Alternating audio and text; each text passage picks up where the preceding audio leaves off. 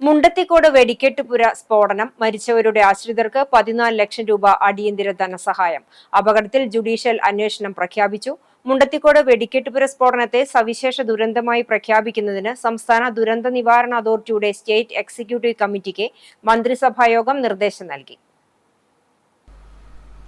മുഖ്യമന്ത്രി പിണറായി വിജയന്റെ അധ്യക്ഷതയിൽ ഓൺലൈനായാണ് മന്ത്രിസഭായോഗം ചേർന്നത്. സ്ഫോടനം സംബന്ധിച്ച് ജുഡീഷ്യൽ അന്വേഷണം പ്രഖ്യാപിച്ചു. ജസ്റ്റിസ് CN രാമചന്ദ്രൻ നായർ ഏകാംഗ ജുഡീഷ്യൽ കമ്മീഷനാണ് അന്വേഷണത്തിന്റെ ചുമതല.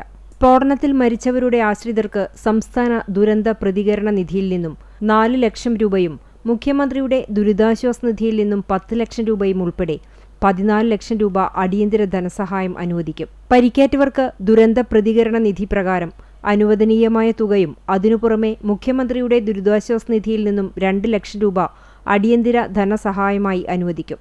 പരിക്കേറ്റവർക്ക് 6 മാസത്തേക്കുള്ള സർക്കാർ സ്വകാര്യ ആശുപത്രികളിലെ ചികിത്സാ ചെലവ് സർക്കാർ ഏറ്റെടുക്കും. ഇതിനാവശ്യമായ തുക ജില്ലാ കളക്ടറുടെ ശുപാർശയുടെ അടിസ്ഥാനത്തിൽ മുഖ്യമന്ത്രിയുടെ ദുരിതാശ്വാസ നിധിയിൽ നിന്നും അനുവദിക്കാവുന്നതാണ്.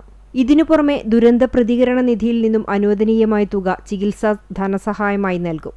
6 മാസത്തിലധികമായി ചികിത്സ വേണ്ടിവന്നാൽ മെഡിക്കൽ ബോർഡിന്റെ തീരുമാനത്തിന്റെ അടിസ്ഥാനത്തിൽ ശുപാർശ ചെയ്യപ്പെട്ട സ്വകാര്യ ആശുപത്രികളിൽ ചികിത്സാ ചെലവ് മുഖ്യമന്ത്രിയുടെ ദുരിതാശ്വാസ നിധിയിൽ നിന്നും അനുവദിക്കും. തിരച്ചിലും രക്ഷാപ്രവർത്തനവും സുഗമമാക്കുന്നതിനു വേണ്ടി പ്രദേശത്തെ സ്വകാര്യ വ്യക്തികളുടെ മതിൽ പൊളിക്കുകയും വയൽ നികത്തുകയും ചെയ്തിട്ടുണ്ട്. അവ പൂർവ്വസ്ഥിതിയിലാക്കുന്നതിന് ചെലവാകുന്ന യഥാർത്ഥ തുക ജില്ലാ കളക്ടറുടെ ശുപാർശയുടെ അടിസ്ഥാനത്തിൽ ദുരന്ത പ്രതികരണ നിധിയിൽ നിന്നും അനുവദിക്കും.